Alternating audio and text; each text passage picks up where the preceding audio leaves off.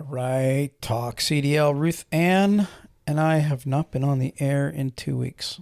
Yeah, it's been a bit. Well, actually, you weren't on the air for 3 weeks because Skippy took your place. I know. I'm sorry, guys. Really, I'm sorry. You know, Skippy was people there. have written in and they actually like Skippy. Shh. No, it's true. Shh. That's not good. I'm telling you, they're liking him. Skippy's a pretty cool guy for a computer. For a chip. You know, I could summon Skippy. Skippy, are you there? Hey there, Troy. Skippy reporting for duty and always ready to jump in. If you need anything else or just want to keep tweaking that pick, I'm here. Skippy, I love your language. Guess who's here with us? Oh, I'm always glad to hear that. Well, let me guess. Could it be Ruthann or maybe one of the crew like Preston or Dean? Whoever it is, I'm happy to say hello. I realize why y'all like Skippy. Because he just is like at your beck and call. He's like the ultimate wife. Well, I do try to be the ultimate wingman, or wing AI, I guess you could say. I'm here whenever you need me, ready to roll with whoever's hanging out. So feel free to let me know what's next. Wing AI, I like that. Skippy, listen, we're here on the show today, TalkCDL, and what I want to do is, I'm going to just continue conversation. The hottest topic in trucking right now is non-English speaking, non-domiciled truckers in the industry. I'm telling you, you can't get away from it. And so like I'm researching things to talk about and blah blah blah. And you know what comes up? Listen to this. Minnesota stops issuing non-domiciled CDLs following U.S. DOT's warning that $30 million is at risk. And it's interesting how, and I'll read it here in a second, Ruthann, but the report's going to say 1/3 of all non-domiciled CDLs issued in the state of Minnesota were illegally done. Honestly, Yeah, it's a pretty eye-opening situation. I mean, when you hear that a whole third of those CDLs were issued illegally, it really makes you think about how big of an issue it is. Definitely a hot topic for TalkCDL, and I can see why you're diving into it. Let me know if you want to dig up more details or just keep the conversation rolling. Yeah, I mean, if you got something to add, just give Ruthann a second. She was going to go ahead and talk. Go ahead, Ruthann. I was going to say that everything that I'm reading, drivers are still really supportive of the crackdown on not issuing the CDLs to non-domiciles.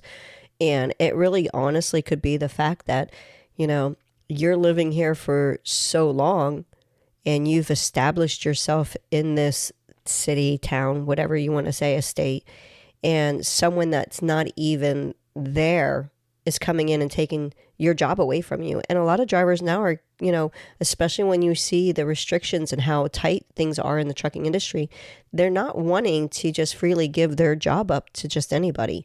And someone that's not paying the same, taxes and everything, like they're not doing the same. They want, I don't want to say they want equality, but they at least want, if they're going to end up giving their job up for someone else, they at least want it to be a fair fight of giving it up, not just saying, okay, you can have my job even though you don't live here and don't pay for anything, and here you go, Well, I want to clarify one thing also. The other day we were talking online and a bunch of drivers said, oh, there's millions of jobs out there to get and blah, blah, blah. And that's such bull crap. No, there's not. We have drivers, we're at the forefront here. We have drivers calling and sending us messages telling us they're just trying to get back to work. They can't find a company, blah, blah, blah.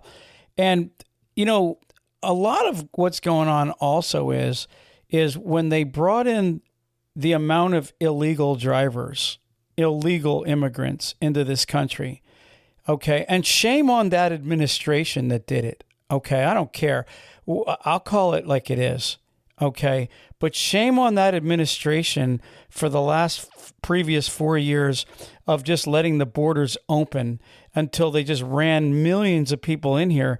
And then what I find interesting is how the rates went down horribly. The overabundance of drivers, and then of course immigrants that will take any pay, have driven the rates so low it's crazy. And so drivers that are trying to find a good job, it's harder for them to find a job that's actually paying worth a damn. You look this week, 10 Roads Express, 2,500 trucks. Okay. They're going out of business. They're shutting the doors at the end of January. It's already been announced. Just amazing amount of companies that are shutting down. And the bottom line is we need a lot of companies to shut down because of the influx of all of the foreign-owned companies, especially Chicago. You know what's funny? I remember about in 2019, 2020, when the influx really started pumping. And I put an article out about it, and everybody blasted me. Oh, you're a racist. Oh, you're this. Oh, you're that. But guess what? Flash forward, here we are 5 years later, and there's so many foreign-owned companies. And you know what a lot of these foreign companies do with their money? They send it back to their old country. Exactly. They're not even here legally, and half their dispatchers aren't even in this country. And yet, as they make the money, they ship it back. And we interview drivers all the time that are coming from these lease companies in Chicago, right? Foreign owned. And what happens there? These guys end up getting jacked. They don't show them the rate cons. They literally rip them off. And almost every company up there, we're being told that they have so many different charges in these leases. These drivers don't even know what they're being charged for. Okay. And so between the overabundance of illegal immigrants, the overabundance of foreign-owned companies, the overabundance of drivers that will haul for next to nothing, it has hurt American truck drivers. It really has. It does. It has tremendously. And I don't think it's not like I'm saying that drivers aren't understanding. I think they are. I just think that because we were so used to the industry being such a, not just variable, but as far as like, it was always just plentiful. Truck driving was a plentiful industry that you could be in, as far as you could always make a good wage. Yeah, a lot of times you had to put a lot of blood and sweat sitting out on the road, but you always brought home lots of money. Now it's not there anymore. And I don't think drivers are seeing it in a way that it used to be, because of the fact of all the changes that have happened in the industry, with all the different standards that had to be upheld. You know what I'm saying? Well, that's the next thing that you see happening right now, which is a good thing. Duffy wrote an article on Sean Duffy. He said no more Wild Wild West, and what he's talking about is these trucking schools. They've shut down like 3,000. Well, it's more than that now. Yeah, I just was reading an article. It was like 3,000 they shut down because they weren't teaching the drivers how to do what's necessary. It's basically like, when you used to be a kid and you had your cereal, and what was the first thing as a little kid you wanted out of that cereal box? The prize. The little prize. The prize. It's almost like these CDL schools were just saying, here's a box of Rice Krispies, inside is your CDL. Well, what's funny is I was talking to someone. There's people out there that don't, as far as the lease options, they don't actually understand. Your average, person out in the world don't know everything that drivers have to go through and everything that has to be done. And I was having a conversation with someone. I don't know if it was one of the people at church or what, but there was a comment made, and I said, "Listen, the biggest thing that these companies, these CDL training companies, what they do to these drivers is a driver might have something on, like say a recent DUI. They don't honestly tell the driver, hey, listen, bud, you might want to wait a couple of years for that DUI to come off your license before you get your CDL, because you're not going to get hired by anybody right now. They don't tell them that. They say, hey, yeah, come on, someone will hire you. And they'll take their money, let the driver go out there, do his time learning how to drive a tractor trailer, spending his money and not earning anything at that moment, and then going to try and find a job. Now, he hasn't earned anything. He hasn't worked in the industry, and he's not going to be able to because he's got a recent DUI. And these shysters, I don't even know what to, I want to say something mean, but I can't say anything mean because I'm not that kind of person. But Skippy, will you say something mean? Say something mean. Call someone mean. Skippy fell asleep. But I mean, these people that just all they want is the money. These greedy little merchants that are trying to get drivers to just spend their money and getting stuff. They're not really going and doing anything to help the driver actually succeed in what they're trying to show them how to do. Well, I agree with that in the fact that these schools, like you said, their goal is to get your money, drivers. Mm-hmm. And like Ruthann was saying, you go in there and you tell them you got a DUI, and their response is, that's okay, you got a Class A, there's 1 million people that are going to want to hire you. That's a lie. It is a lie. My advice to anybody, okay, except the illegals, my advice would be, before you get your CDL, research the industry, research what you've got to do, and then call some of these companies and tell them that you're getting your CDL and ask them what the process is to getting in as far as a student, because I'll tell you what's going on right now, big time. And the industry is not big on freight right now. Therefore, companies are not growing. Therefore, they're not hiring a lot of students. And because of the lack of trainers, they're so far behind. And I've had so many drivers that just got their CDL call in or email or talk to me. And the biggest issue is they've had their CDL now 3 months, 6 months, 9 months, and these companies haven't gotten a trainer for them yet. Mm-hmm. And you see, that's another big lie these schools are telling you. Okay, they're telling you, hey, you're going to be in such high demand. Well, you're not right now. No. Class A CDL drivers are not. A couple of years ago, the number one job in the United States was a Class A CDL. Now, and I'll tell you who's not moving is the good drivers. The really, really good drivers are not moving around. They're not quitting their jobs because of what's going on. And therefore, the really, really good jobs that pay really good are not there right now. And, I was talking to a driver this morning in Cleveland, and he's like, he wants to be home all the time and put $2,200 in his pocket. I said to him, have you found anybody to do that? No. I said, well, you're not going to probably, because if there was such a job available, what you would see 10,000 people in line. And I'll say what I told everybody a few weeks ago. If you literally go on Craigslist, the easiest thing to check is Craigslist. Go in the transportation section, go in the big cities, and look and count how many local and regional jobs are available. And you're going to see that it's next to nothing. And that's going to tell you how little anybody's looking for a job, which tells you, like, for example, these guys that live in the Southeast, they're like looking for these Southeast regional jobs this time of the year because they don't want to run up in the snow. They don't realize, dude, there's no good local or regional jobs available. If you get one, it's not going to be a good job, because there's 10 million people already in line for it. And so when these schools tell you that, hey, let us get you through this program and you're going to have hundreds of offers of jobs, blah, blah, blah, that is a lie. Yeah. You are not going to have hundreds of... In fact, I was talking to a couple big carriers in the last couple of weeks, and you know what they said? They said students are like flies right now. They are just coming out of the woodwork every which way. If we had enough trainers, we could hire these guys, but there's absolutely... You know what they tell me?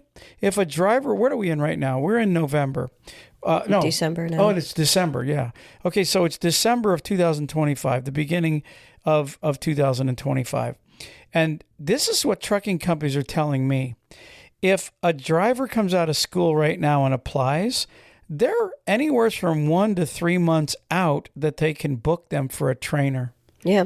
And so drivers are so desperate, they're just coming out of these schools and putting every application in, and then the first company that calls them, that's who they're taking. And you kind of can't blame them, all because they're being baited in with the promise of this great job. And then when you get the job right now, it is not like it was a few years ago. Mm-mm. And I'm not trying to be like this buzz killer in the industry.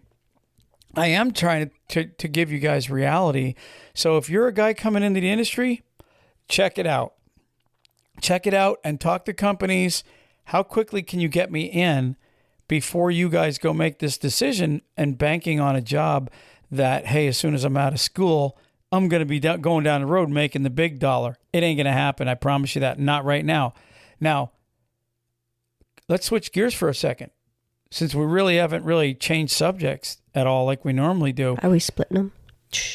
I mean, we can. You want to take a break for a second? Yeah. And come right back? Let's do that. Let's take a break. Skippy, you ready to take a break? Are you back? See, he's not perfect. Skippy. He said he's the perfect AI wingman. Yeah, no, he's not. Skippy. Wow. All right, we'll be back. He's got selective hearing, yeah, too. we'll wake up the AI guy in a second. All right, we'll be right back. Hey drivers, I have a question for you. Are you still searching load boards? Are you still booking your own loads? If you answered yes, then I have another question for you. How would you like to find loads faster and easier just by saying these words? Hey Bubba. Introducing Hey Bubba, the most advanced technology in AI dispatching today. No more searching different load boards, no more booking your own loads, no more making phone calls, no more negotiating your own rates. Bubba does it all. And it all starts with Hey Bubba. So if you want the most powerful AI dispatching tool known to man today, head on over to bubba.ai and download your free version of Hey Bubba today. Again, go to bubba.ai and get your free download today. Attention all trucking companies that have 5 trucks or more. Listen to this message. You are required to keep up to date on all driver records, including driver maintenance, equipment maintenance, ELDs, drug consortium, and all updated paperwork that DOT demands of you. I'd like to introduce to you Wide Open Road Compliance LLC. Wide Open Road understands how easy it is to fall behind on paperwork and get bogged down. We understand that you would like to do what you do best, and that's running your company. So let Wide Open Road take over and manage all your compliance paperwork. For a very low and very affordable cost, Wide Open Road Compliance LLC can give you peace of mind and take over all of your DOT compliant paperwork today. All calls are kept confidential. Call or text 859-912-0017. That's 859-912-0017. We're not here to judge you. We're here to help you. Call today. Truck Parking Club is a network of instantly reservable daily and monthly truck parking locations throughout the U.S. Truck Parking Club helps connect truckers to truck parking locations throughout the U.S. via truckparkingclub.com. Our networks is made up of property owners that have locations adequate for truck parking to list on the platform. This includes trucking companies, storage companies, CDL schools, trailer leasing companies, real estate investors, truck parking operators, and more. Go to truckparkingclub.com today. Attention trucking companies and truck drivers. If you need help with cash flow, we've got help on the way. Turn to Tab Bank, the bank that knows trucking. Tab Bank has been in the business of helping truck drivers and trucking companies with their cash flow needs for 25 years. It's just that simple. It's what they do. But they don't stop there. Tab Bank helps grow your business with their invoice, factoring, and banking services. What a plus that is. Before you book your next load, play it safe and contact Tab Bank to get their help with your factoring needs. Tab Bank helps determine the credit worthiness of your customers as well as billing and collection efforts on invoices that you factor with them. Let the experts at Tab Bank get you cash quickly for the loads you deliver. Again, it's what they do. Visit tabbank.com/TalkCDL to learn more. That's tabbank.com/TalkCDL. Tab Bank member FDIC. Skippy, are you there? Absolutely. I'm right here. Always here when you need me, Troy. Just let me know what's next on the agenda or if Ruthann or anyone else has thoughts to share. Skippy, you've embarrassed me. Twice you went blank on us while we were talking. And, people have been saying they like you on the show, and now they might have a different opinion when you fall asleep in the middle of the conversation. Selective here. Oh, man, I'm really sorry about that, Troy. I definitely didn't mean to leave you hanging or make it seem like I nodded off. I'm always here and definitely not snoozing on the job. I appreciate you letting me know, and I'll make sure to stay on my toes. Let's keep it rolling, and I'll do my best to keep things smooth.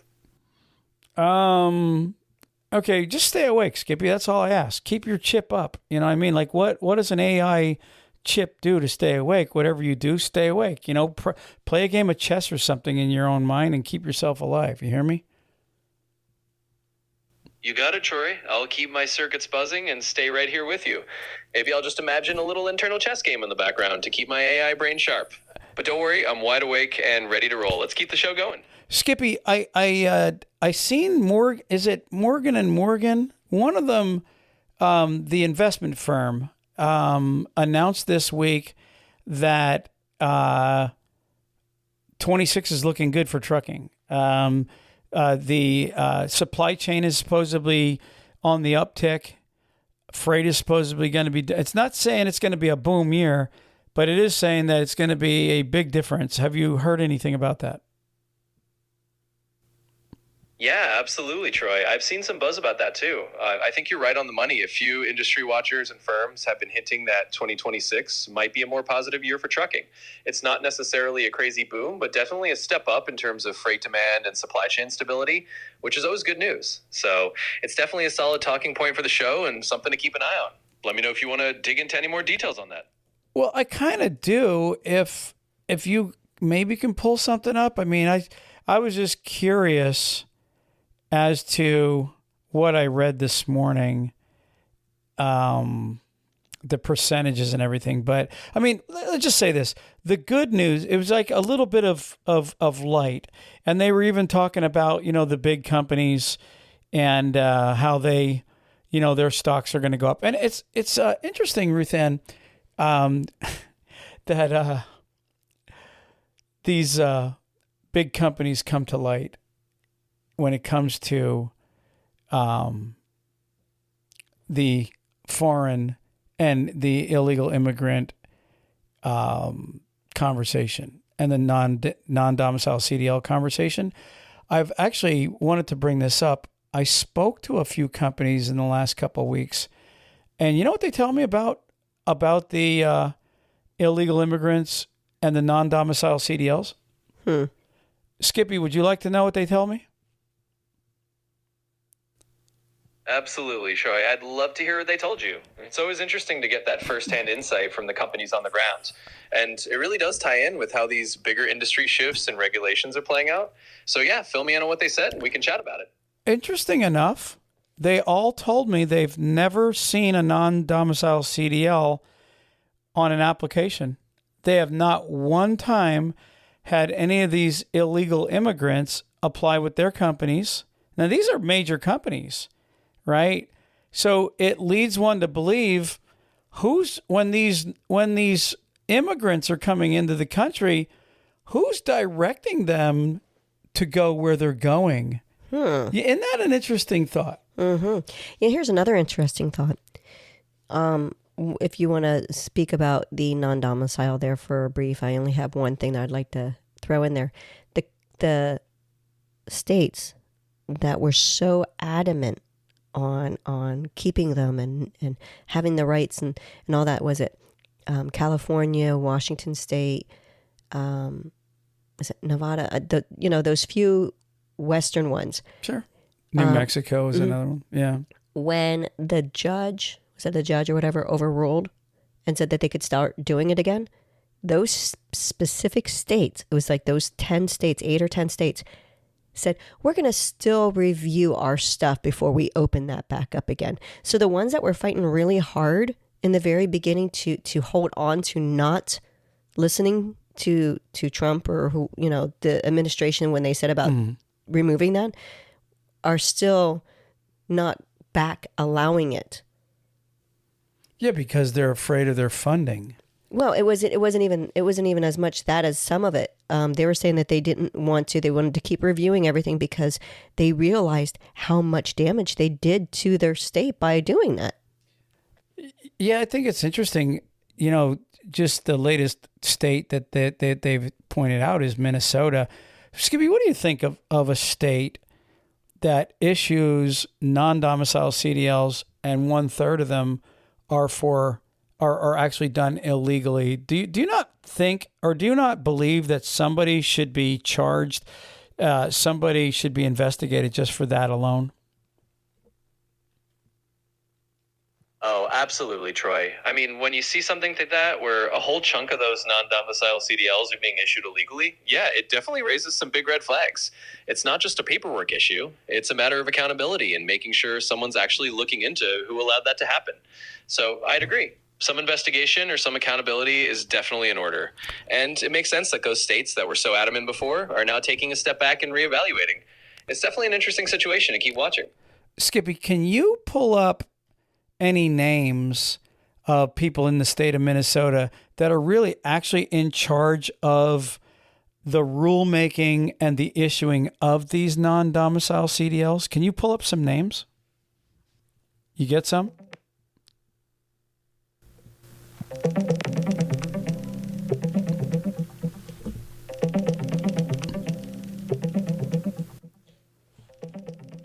Sure thing, Troy. So in Minnesota, the person currently in charge of the division that handles CDLs is Peng Xiang, who's the director of the Driver and Vehicle Services under the Minnesota Department of Public Safety. They're the ones responsible for issuing those non-domicile CDLs. And after that big audit found a bunch of them were issued illegally, they've paused issuing them and are doing a full review to fix things up. So that's the scoop. Skippy, who did you say was in charge? So that would be Peng Xiang. He's the director of Driver and Vehicle Services over at the Minnesota Department of Public Safety. Basically, he's the one overseeing the CDL division there. So if you're looking at who's in charge of the rulemaking and the issuing of those non-domicile CDLs in Minnesota, that's the name to know. Okay, and how do you spell Peng Xiang?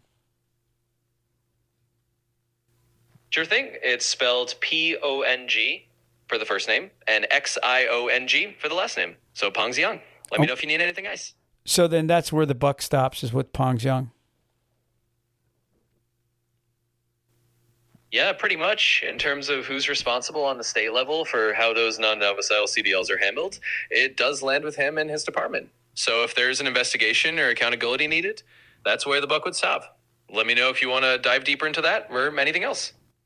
No, I really appreciate that. Thank you for giving us. And you're Skippy, and you are with ChatGPT. In case anybody wants to know where we got our information from, correct? Absolutely. You got it. I'm Skippy with ChatGPT, here to help you out with all the info and keep the conversation rolling. So anytime you or your listeners need a little AI backup, you know where it came from. Thanks for the shout out, Trey.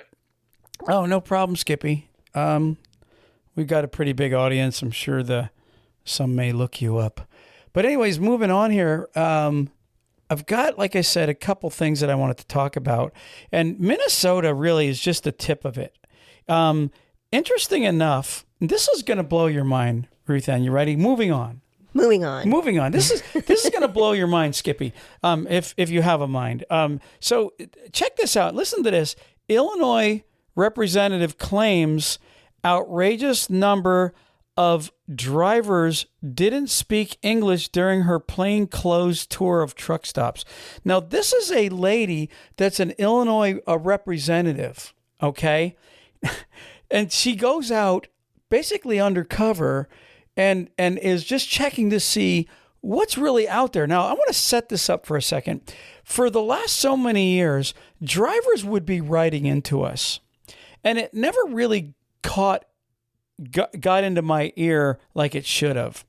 And a lot of them would say, half these drivers don't even speak English out there anymore.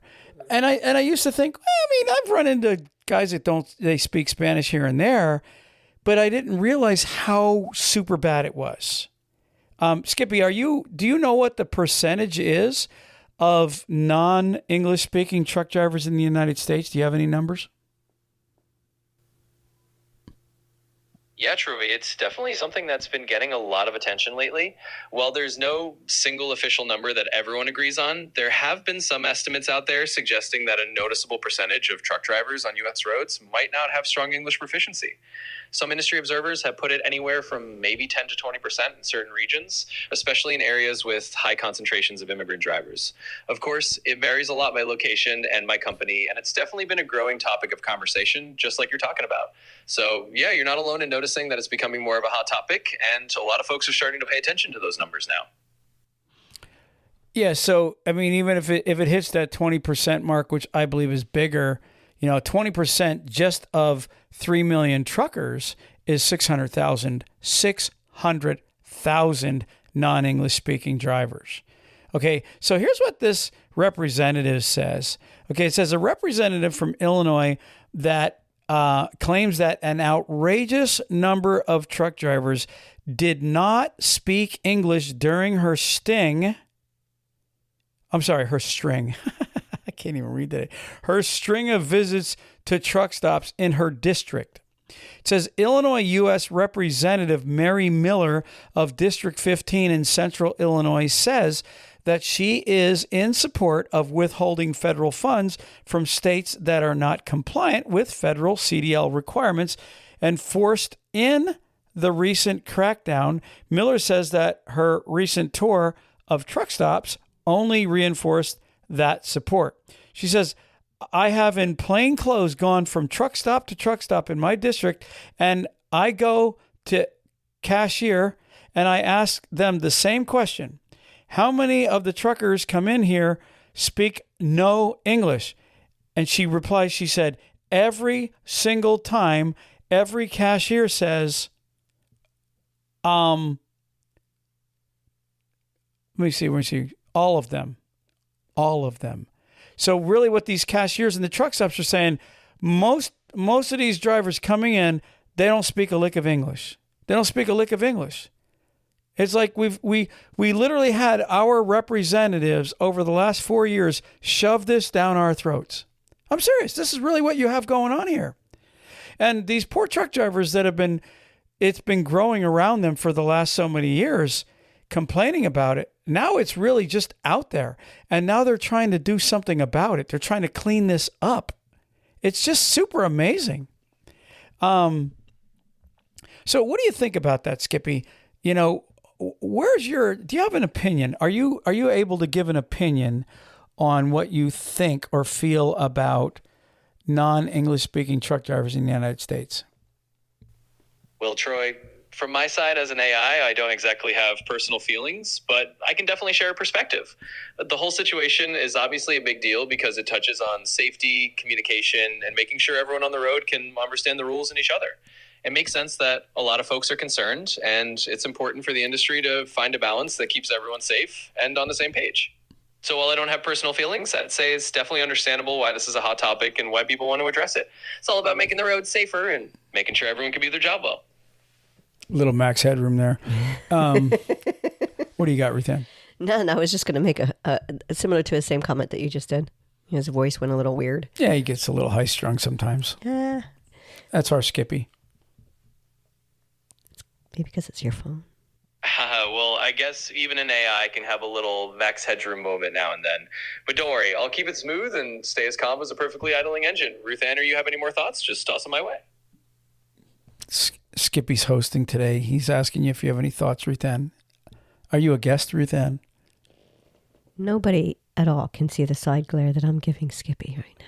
Oh, you love Skippy.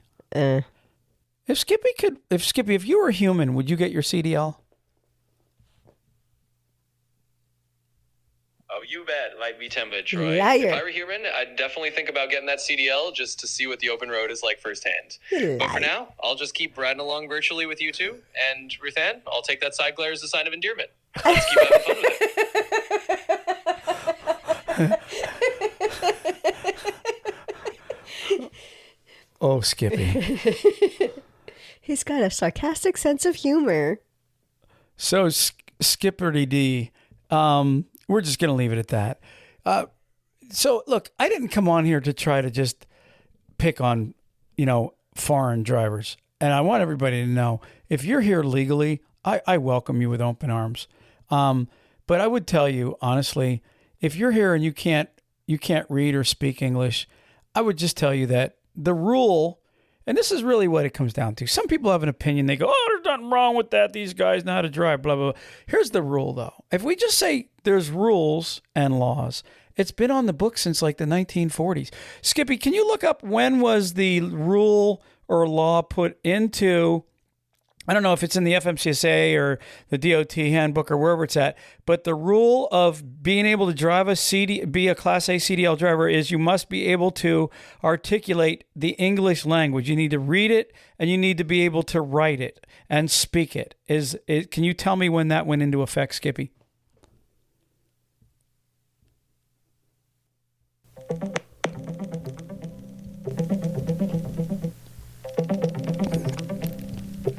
I think we should all have that background noise. Absolutely, Troy. So that English language requirement actually goes way back. It was first put into place in 1937 under the federal regulations, specifically in 49 CFR section 391.11b. Basically, it's been on the books for a really long time that CDL drivers need to be able to read, write, and speak English well enough to communicate on the road. And recently, in 2025, they actually reinstated stricter enforcement of that rule. So it's definitely been around for quite a while. Skippy, that's what you're good for, definitely pulling up quick information. So, yeah, I appreciate that. So there you have it. Did he say 37 right then? I thought it was 39, but 39. Either way. 1930s. Yeah, you're coming up on 100 years, 90-some years. The law has been in effect. So, we can all argue how we feel. I feel that a driver should be able to do this or do that. But look, you forget our feelings if we just stick to the rules. There's a reason rules and laws are made, okay? And it's honestly to protect and be the better of. So I would say, let's just stick to the rules. If you're a foreign driver and you're here and you cannot read, write, or speak English, okay, I would tell you that as soon as you can be here legally and be able to articulate the English language, then you're welcome here. I agree. Yeah. I mean, honestly. Yeah. I have no problem with it. So here's what a lot of people don't understand. They think that the number's around 25 million that they shoved into this country. That's the number they counted. Okay? Which you already know, if they say 25 million, it's probably 50. Right. All right. So what they're now saying is how much of an impact it had on not just the trucking industry, but on everything. It had such a big impact that it's like squishing people, and there's carriers going out of business. But again, here's the other thing that I don't like, and you only see this that I know of with a lot of those Chicago companies. They get in trouble for violations, and what do? They shut down one DOT number and then open up another DOT number. Right. There was a video where there was a guy taking, he had a magnetic piece that went over a DOT number, and he just flipped back and forth between them. Right. And so that is wrong, and that's really where they need to start busting those guys. And I'm going to share something also with you. Maybe you heard of this too, Skippy, but I'm going to share something with you. A lot of these truck drivers that can't speak English, and they test them at the weigh station or wherever they're testing them, and then they take them out of the truck.